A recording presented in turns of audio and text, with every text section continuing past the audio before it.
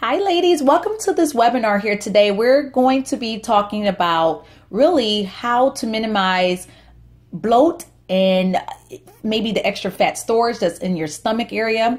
This is specifically for women that are over the age of 30 years old. And it's just really, we want to really get into the nitty-gritty about what's going on in your life and some possible ways that you can minimize the bloat. And today I have about 7 or 8 tips that I want to discuss with you to help you make sure that you can start minimizing that, because anytime you have weight specifically around your abdomen region or such, it does kind of weigh you down physically and mentally, because when you wear your clothing, you feel like, oh my God, it's spilling over, it's doing this, it's doing that. You're wearing baggy clothes that's making you feel less of a woman per se. And also it's just the frustrations, especially if you've been trying to do other things to minimize this bloat. If you try to implement different nutrition habits or exercise habits and you're still not seeing results, this stuff really resonates with you, then you are on the right call for today. First one I want to talk about really is the piece that is very important to add in extra fat sources, healthy fat sources. These are really implemented so that it can speed up your metabolism, so that it can really help you turn your body into a fat burning furnace. There are some specific things you can add into your current nutrition if you're not doing that right now. The two biggest home runners are coconut oil and avocados. Those are very easy to do. There's awesome opportunities for smoothie recipes with avocados. I know that sounds kind of weird, but there are, and you can definitely Google those. I'll also give you a couple of tips and tricks on those as well attached to this webinar, where it give you a couple other ideas that you maybe can implement into your nutrition right now. And coconut oil is just, you can start cooking in it, using it for when you're pan frying your meats, or you can add a little bit into a couple smoothies as well. Very easy to do. There's another fat source that you can add into your smoothies or oatmeals or anything else, is also flax seeds. You can do that, or chia seeds. So they definitely have a fat source to them, but not as high as the coconut oil and avocados. So hopefully those two can help you there. The next one here to minimize some bloat from your waist is actually implementing dandelion root to your regimen maybe once a month. And dandelion root is an all natural, the root, the actual dandelion, the weed that we've seen out there in the grass before, that is actually what they're using the root of. And you can get that in a capsule, or you can get that in a tea form. This stuff is marvelous. When you first use this, it's going to help you immediately. I do not recommend that you use it more than 5 days. It is a dietary supplement, but I don't think it should be used every single day constantly. You want it to have its effects, the awesome effects, when you first put it into your immune system, and that it just blasts out the extra water. It'll push through your digestive system as well. So it will definitely help you move your bowels more as well. So it's set up as a diuretic to remove extra water. And it's also very great for the gut lining to make sure that it have you at a better digestive level. So that will be something to implement. And there's no difference between the capsules or the tea. I mean, of course there's a difference, but the potency, I would say that the most potent will be really the actual capsule in itself, because it's not diluted with the water or anything else that you may put into the tea. It does have a acquired taste for the tea. So of course I've added maybe like a half a teaspoon of honey to it, lemon, citrus, some type of citrus item like orange peels or lime, something to give it a different taste, just if you're going to do the actual tea. But the capsules are very easy to find at a Walgreens or a health food store. It's really known to be at the health food stores, definitely like a Whole Foods or a vitamin shop or something along those lines. So definitely check that out. I suggest that you use that for 5 days and maybe use it every month. For me, for myself, I use it monthly around my cycle, because I do bloat up very quickly, and I can gain easily 3 to 7 pounds in a given month of water around my menstrual cycle. So I definitely use that when I feel very bulky in that area. It all comes into the waist for me, and it's just it feels very uncomfortable and tight. And so that I get that in my system about a day prior to my cycle, because I always have premenstrual symptoms. And then I take it for about 5 days, and oh my God, it works so awesome. So definitely implement that into your your habits here, maybe monthly. Another one that you can do to minimize some bloat is diffused water with these specific ingredients. I recommend lemon, fresh mint, and cucumbers. Yes, these are all in some form or fashion a diuretic as well. The lemons, of course, everyone hears about lemon and water and how it really, speeds up your metabolism, and it really helps you flush things through, and it does. The mint and the cucumbers does the same thing, but when you put them all three together, they are phenomenal, especially along the lines with the dandelion root capsules as well. So you take these at the same time. The diffused water, I recommend you do that. You can do that well more than the dandelion root. So it's something that can be really done every day. I don't recommend that you allow those items to sit in the water more than 12 hours. I definitely do it somewhere in between your day, and then make sure you drink it by the next day, just to ensure that it does not have mildew, that type of setting where it's just sitting in the water like that. You just don't, it's not really good for items to sit in the water too long. But that's going to really help you also with other things. So not just making sure that you remove your bloat, but it's going to help you clear your skin, remove extra toxins from your body, provides you so much energy. And drinking, you can drink up to 5-6 glasses of that a day. There's no specific limit on it, but it's going to really help you feel more refreshed, especially if you're just getting started on your weight loss journey, or you just need like a little jump start, fine tuning in your body if you're feeling a little sluggish. The next one that I want to really talk about is the carbs.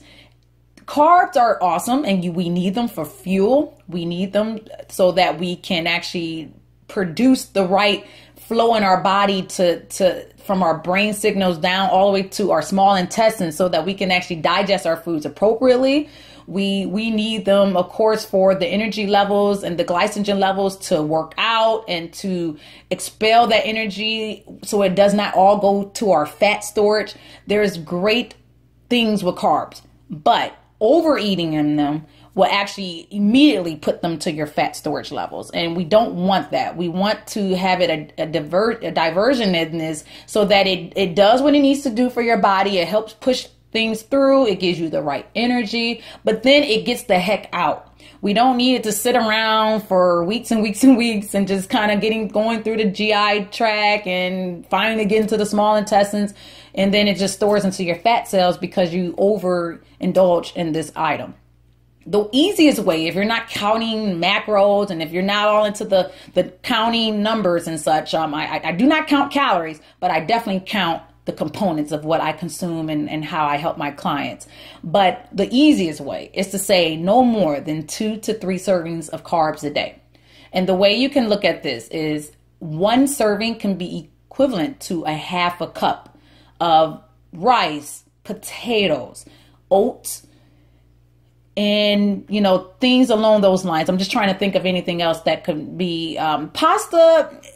It's a little different. I would recommend 1/4 cup of pasta as 1 serving, because it does take a little longer for it to actually digest, because it's more starchy. It's just the level of sugar that it has versus the potatoes and the rice will be completely different, and it's just heavier. I'm not sure if you ever noticed eating pasta makes you feel more sluggish afterwards, or you just feel super full, super fast.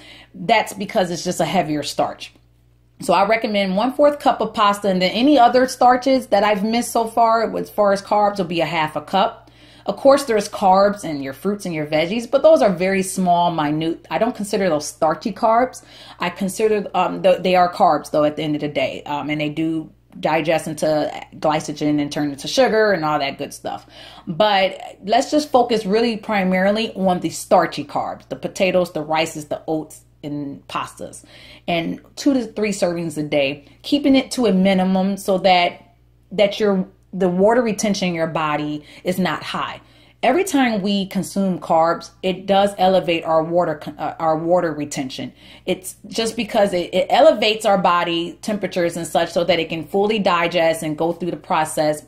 And it can take up to 48 hours for carbs to really fully digest. So if you're eating over too much, you're giving your body this extra unnecessary time to process something.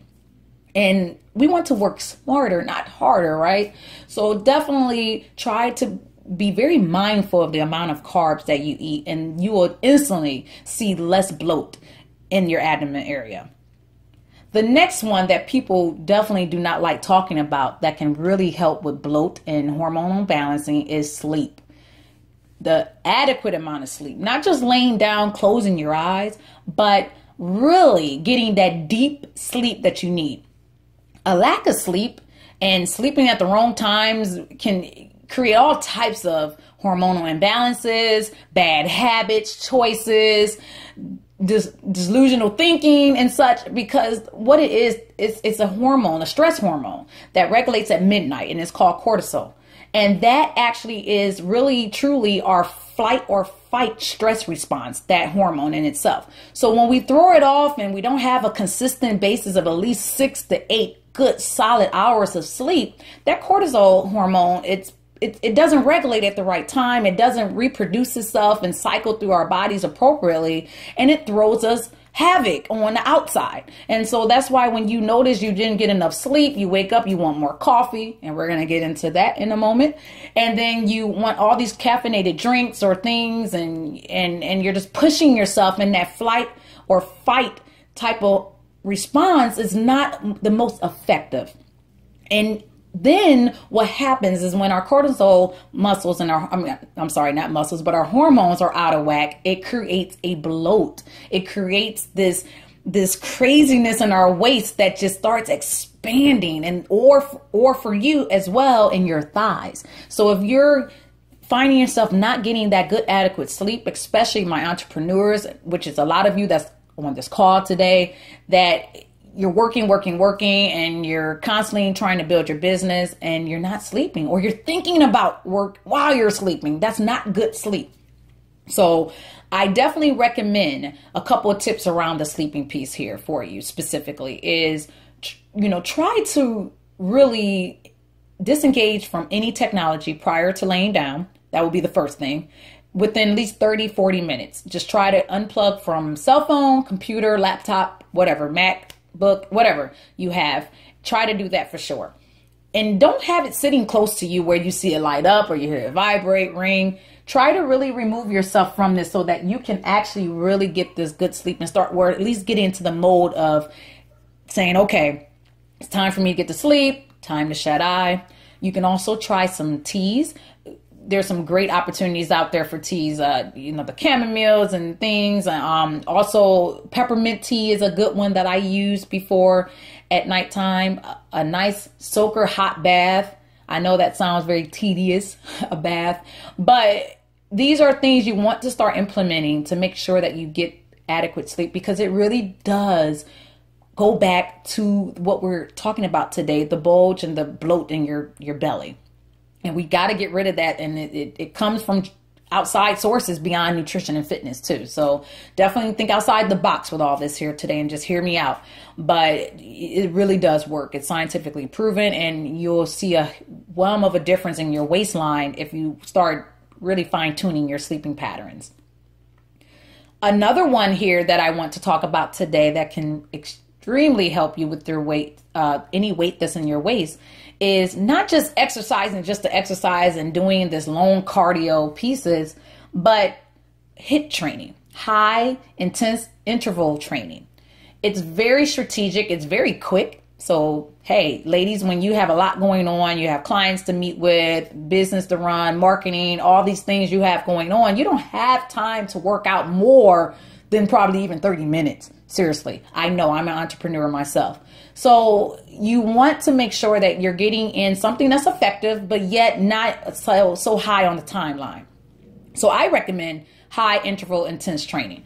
And this training is going to make sure that you can blast fat within 15 minutes, seriously. And a lot of times, look at it from this perspective. It can be just as simple as just jumping in place for 1 minute straight and then taking a break for about 15 to 20 seconds and doing about 5 to 6 rounds of that. Or jogging in place in your home office, or doing a whole bunch of fast squats, jumping jacks, things that really has a burst of energy, but you do it as fast and as hard as you can for within 45 seconds to a minute, and then you give yourself a nice cool down for about maybe 20 seconds or so. And then you go right back to it. I recommend about 8 rounds of that. Seriously, you'll be sweating and your heart rate will be pumping, and you will be starting to work towards a smaller waistline. So the more you do that, the more things are going to get balanced with your body. You're going to start rising up your metabolism, and that in itself is going to help you tremendously minimize the waist.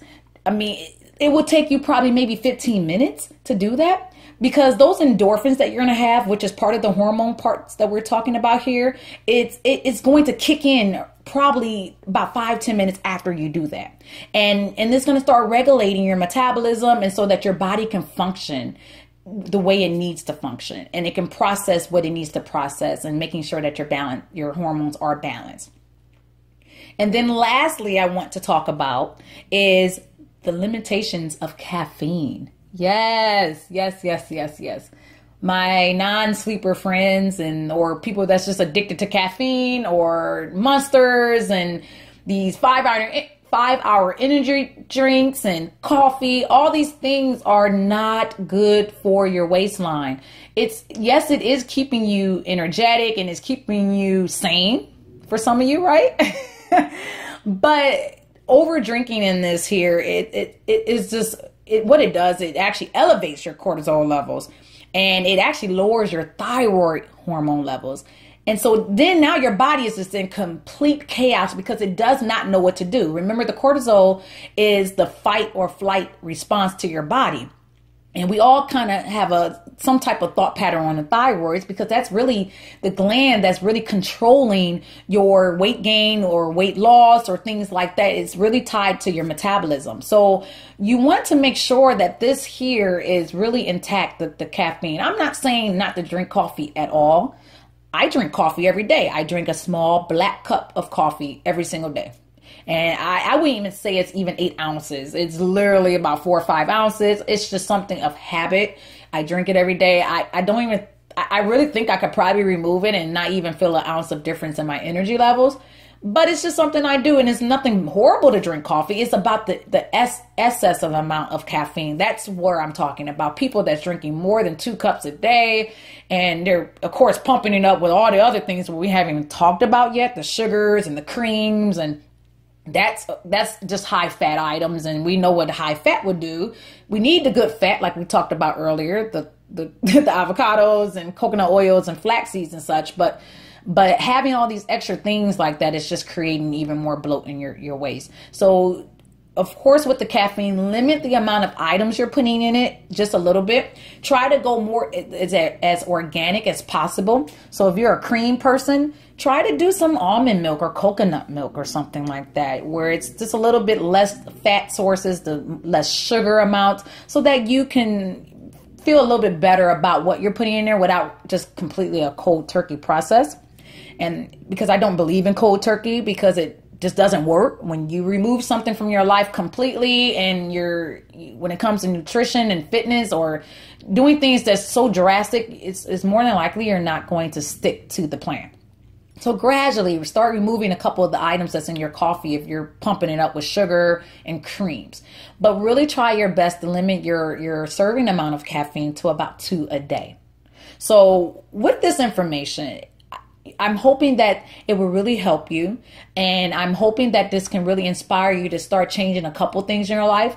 Hopefully my list is not overwhelming. It shouldn't be. It's very applicable to your life, that you can be able to start doing some of these things today, and you will instantly notice a change in your waist. Seriously, if you implement all of these steps that I've given you today, not even a week later, you're going to feel a half an inch or even more off your waist. Seriously. So definitely take in this information. I do thank you so much for your patience in this webinar. The information here to provide it. I did have a family emergency last week, but I am so glad I was able to still do this for you all today. And I'm praying that this information will help you. If you have additional questions or concerns, you know how to reach me. You can reply back to the email of where I will be sending this recording here and doing that. I'm just looking forward to hearing back from you, additional questions. This is not currently a live webinar right now because I was unfortunately having problems out of my teleconference system this afternoon. So I'm so sorry I couldn't do this live, but definitely reply back to the email if you think of any questions or concerns that you may have about the information I provided to you today. I hope you have a fabulous day, and I cannot wait to hear back from all of you. Take care.